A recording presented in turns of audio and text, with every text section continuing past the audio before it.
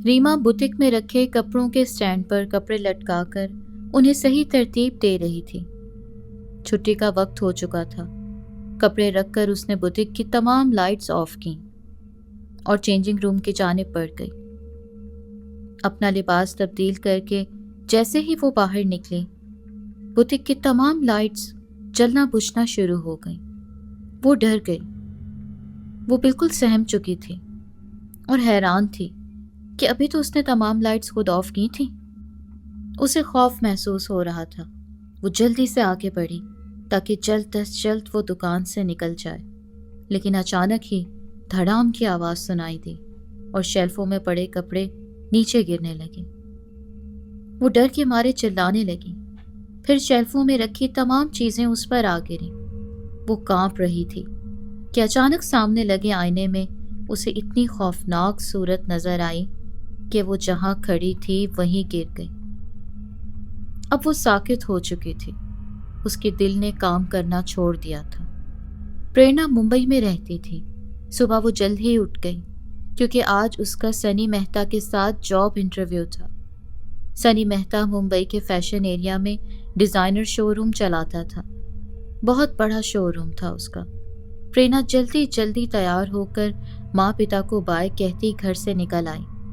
Showroom पहुंचकर वो सनी मेहता से मिली। चंद रस्मी बातों के बाद सनी ने उसे जॉब के लिए अपॉइंट कर लिया। प्रेरणा बहुत खुश थी क्योंकि अरसे से वो जॉब ढूंढ रही थी। आखिरकार आज उसे जॉब मिल ही गई। वो कहने लगी, सर मैं कब से ज्वाइन करूं? सर ने फौरन कहा, कल से ही ज्वाइन कर लो। वो कहने लगी, ओके सर, थैंक यू। फिर वो कुर्सी से उठने ही लगी थी कि उसके बॉस कहने लगे, प्रेरणा देखो, मैं तुम्हें यहाँ जॉब करने से पहले कुछ बताना चाहता हूँ। प्रेरणा वापस बॉस की जानिब मुतवज्जा होकर फौरन कहने लगी, जी सर, कहिए। बॉस कहने लगे, तुमसे पहले तुम्हारी जगह यहाँ एक लड़की काम करती थी जिसकी मौत इसी बुटीक में दिल बंद हो जाने की वजह से हुई थी। मैं तुम्हें पहले ही ये सब कुछ बता रहा हूँ क्योंकि बाद में पता चलेगा फिर तुम जॉब ही ना छोड़ दो। प्रेरणा सोचने लगी कि उसे इतनी मुश्किल से ये जॉब मिली है, वो ये जॉब नहीं छोड़ेगी। वो फौरन ही कहने लगी, सर मुझे इससे कोई प्रॉब्लम नहीं है, मैं यहीं पर जॉब करूँगी। सर ने ओके कहा और प्रेरणा से कहने लगे, यहाँ एक लड़की और है जिसका नाम प्रिया है, वो तुम्हें काम समझा देगी। प्रेरणा ने कहा, ओके सर, और ऑफिस से बाहर निकल आई।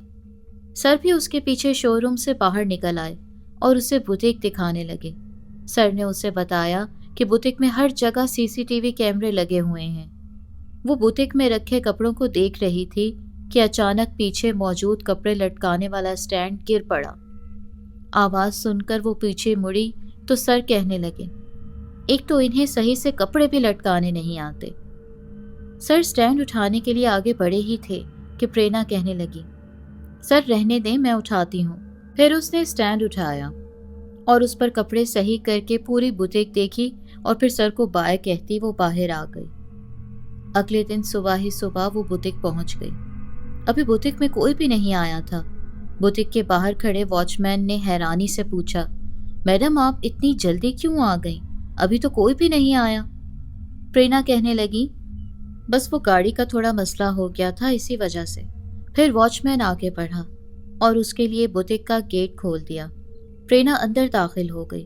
उसे बुटीक में बैठे बैठे आधा घंटा हो गया था, लेकिन कोई भी कस्टमर बुटीक में ना आया। उसने एक बात नोट की थी कि गाहक दरवाजे तक आते हैं और फिर लौट जाते हैं, कोई भी गाहक बुटीक में दाखिल नहीं होता। उसे तशवीश होने लगी तो वो काउंटर से उठी और बाहर की जानिब चली आई। वॉचमैन जो कि एक साइड पर खड़ा था, प्रेरणा उससे पूछने लगी, बाबा यहाँ गाहक क्यों नहीं आते? मैं कब से देख रही हूँ, गाहक दरवाजे तक आते हैं फिर वापस चले जाते हैं।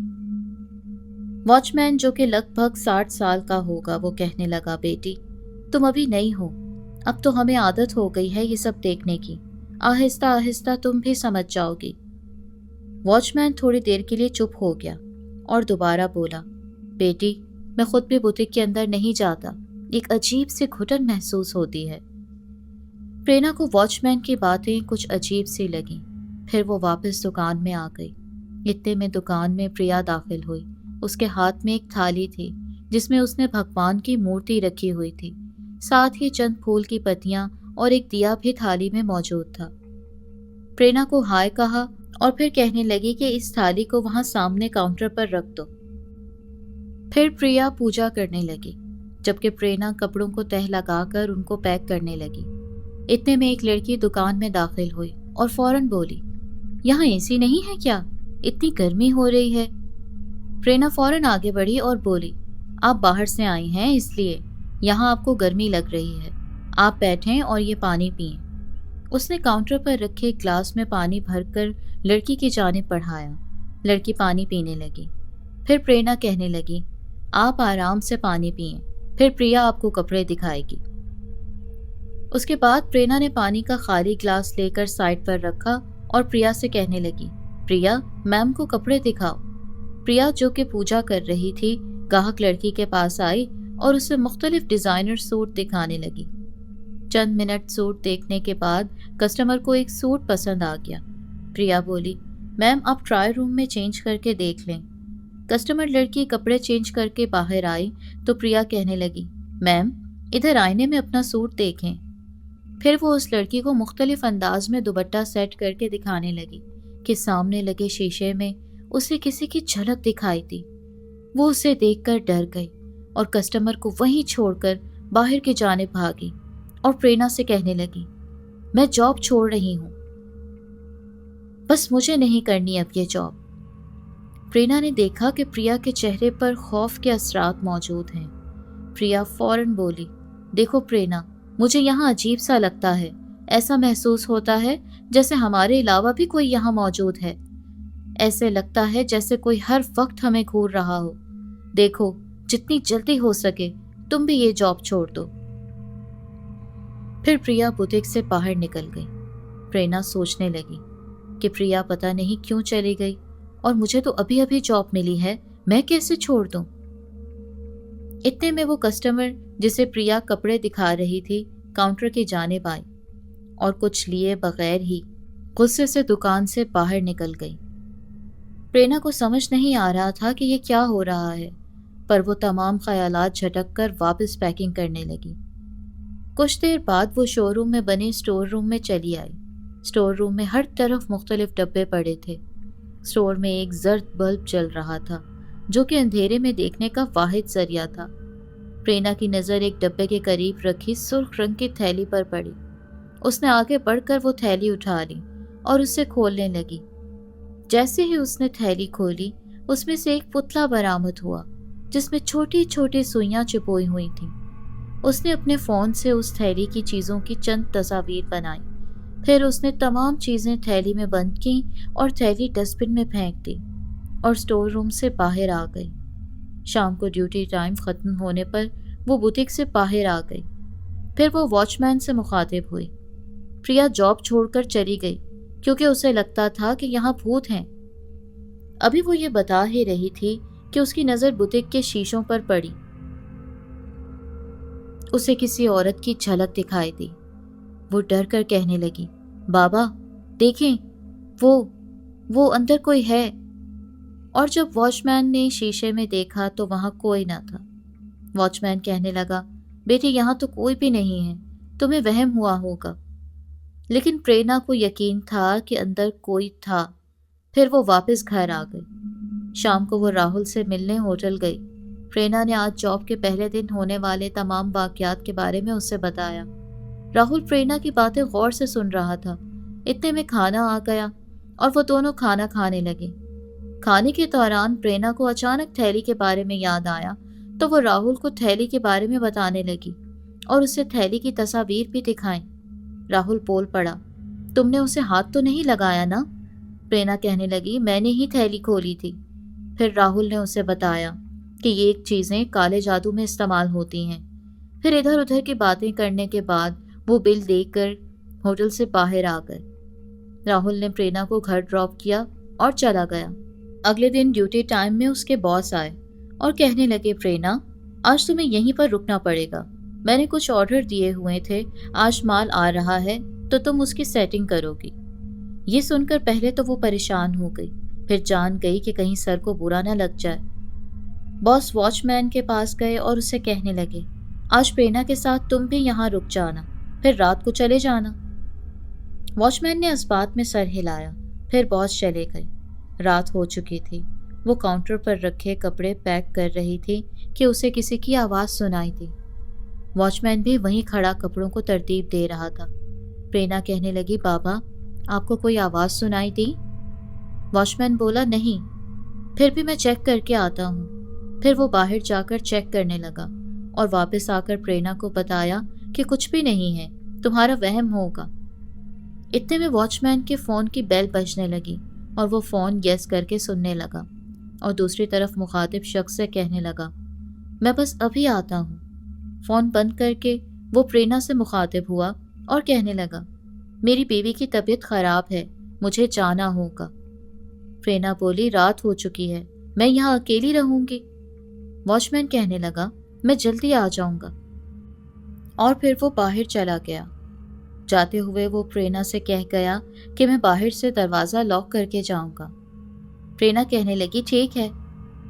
واچ مین پھر فوراً ہی چلا گیا۔ پرینا اب بوتک میں اکیلی تھی اور خود کو مصروف رکھنے کے لیے وہ چیزیں سیٹ کرنے لگی۔ اسے اکیلے خوف محسوس ہو رہا تھا۔ اچانک اس کے پیچھے کھڑی ڈمی نے گردن گھمائی، لیکن پرینا نے یہ سب نہیں دیکھا تھا، ورنہ وہ 1 منٹ بھی یہاں نہ رکتی۔ پھر فوراً ہی بوتک کی تمام لائٹس جلنے بجھنے لگیں۔ وہ ڈر گئی اور بھاگتی ہوئی اوپر بنے کیمرہ روم میں آ گئی۔ وہ بہت خوفزدہ تھی۔ پریا کی کہی باتیں اس کے دماغ میں گردش کرنے لگیں تو وہ اور زیادہ ڈر گئی۔ اچانک اسے کوئی خیال آیا اور وہ کیمرہ روم میں رکھے کمپیوٹر جس میں ساری CCTV فوٹیج کی ریکارڈنگ ہوتی تھی اسے چیک کرنے لگی۔ اس نے پریا کے جاب چھوڑ کر جانے والے دن کی فوٹیج دیکھی تو وہ جہاں کھڑی تھی وہاں کھڑی کی کھڑی رہ گئی، کیونکہ پریا کی کہی گئی بات سچ تھی۔ اس دن واقعی اسے شیشے میں خوفناک صورت دکھائی دی تھی۔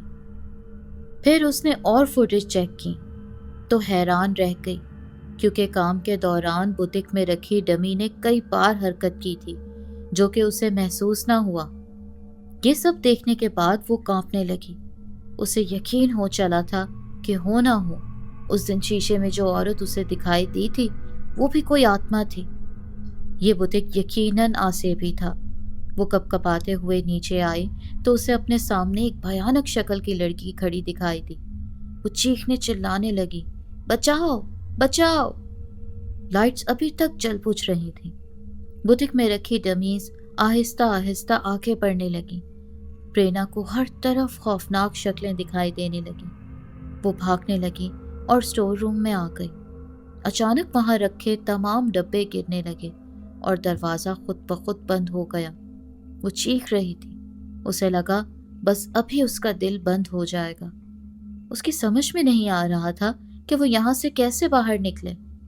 پھر سامنے ہی ایک خوفناک شکل کی بوڑھی عورت جس کے بال بکھرے ہوئے تھے، آنکھیں ابلی ہوئی تھیں، ناک مڑی ہوئی تھی، منہ پر جگہ جگہ خون لگا ہوا تھا جیسے ابھی ابھی کسی کا خون پیا ہو۔ وہ عورت پرینا کی جانب بڑھنے لگی۔ وہ چیختے ہوئے باہر کی جانب بھاگی اور مین گیٹ کے پاس آئی۔ اسے لگ رہا تھا کہ آج اس کی موت یقینی ہے۔ پھر اچانک وہی عورت اس کے پیچھے نمودار ہوئی اور اس نے ہاتھ سے اس کی طرف اشارہ کیا تو وہ ہوا میں معلق ہو کر اڑتی ہوئی ٹرائی روم میں آ گری۔ اس کے سر سے خون بہنے لگا۔ اس کے جسم پر جگہ جگہ چوٹیں آئیں۔ اب وہ کراہ رہی تھی۔ پھر ٹرائی روم کا دروازہ بند ہو گیا۔ اتنے میں چوکیدار واپس آ گیا اور دیکھا کہ بوتک کی تمام لائٹس جل بجھ رہی ہیں۔ اس نے فوراً دروازے کا لاک کھولا اور پرینا کو آوازیں دینے لگا۔ وہ آگے بڑھا تو اسے ٹرائی روم کی جانب سے پرینا کے کراہنے کی آواز آئی تو اس نے فوراً ٹرائی روم کا دروازہ کھولا اور دیکھا کہ پرینا خون میں لت پت پڑی ہے۔ پرینا بے ہوش ہو چکی تھی۔ واچ مین نے فوراً اسے ہسپتال پہنچایا۔ پرینا بچ تو گئی لیکن اس کی حالت بہت زیادہ خراب رہنے لگی۔ وہ بار بار چلانے لگتی۔ ڈاکٹر نے اس کے گھر والوں کو بتایا کہ اسے انتہائی ذہنی شوق لگا ہے اور اسے تندرست ہونے میں وقت لگے گا۔ سنی مہتا کو جب بوتک میں ہونے والے واقعے کا علم ہوا تو اس نے فوراً ایک عامل کو بلوایا اور اس نے شو روم دیکھا۔ اس عامل کو فوراً پتہ چل گیا کہ یہ آسیبی جگہ ہے۔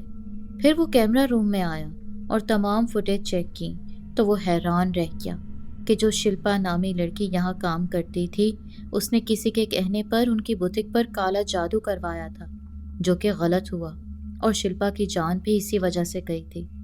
جیسے ہی سنی مہتا عامل کے ساتھ شو روم سے باہر آیا، عامل کہنے لگا، پرینا نے کالے جادو کی چیزوں کو ہاتھ لگایا، اسی کے باعث اس کی یہ حالت ہوئی ہے۔ پھر سنی مہتا نے پرینا کے گھر والوں کو بھی CCTV فوٹیج دکھائی، جس کے ذریعے انہیں معلوم ہوا کہ ان کی بیٹی کے ساتھ کیا ہوا تھا۔ گھر والوں کو یقین ہو گیا کہ یہ بوتک آسیب زدہ ہے۔ اس واقعے کے کچھ عرصے کے بعد پرینا کی حالت تو ٹھیک ہو گئی، لیکن وہ اس واقعے کو بھول نہ سکی۔ اب وہ رات میں اٹھ کر کبھی کبھی چلانے لگتی ہے۔